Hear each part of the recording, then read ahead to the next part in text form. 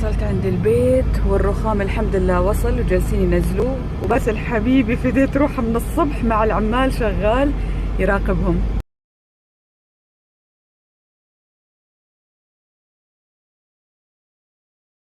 في ناس كثير على السناب شات والانستغرام يصوروا صحن كذا مرتب، بس الواقع ايش؟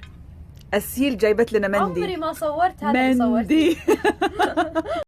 شكرا لأواني على هدية، ما أعرف هي هدية العيد هي هدية البيت، بس anyway كثير حلوة.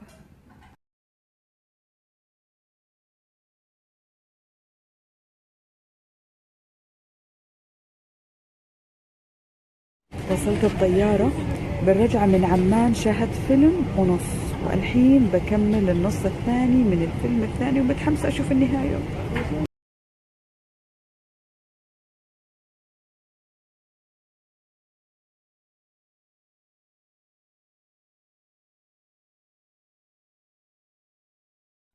وصلت عمان الحمد لله. شكرا لكل الأردنيين الطيبين وللعراقيين الغاليين اللي جو مخصوص المطار يسلموا علي. شكرا للورد. المرة السابقة ما خبت إن أنا جاية، بس المرة هذه لأني حطيت على السناب، علشان كذا عن جد يعني حبكم حبكم حبكم كثير.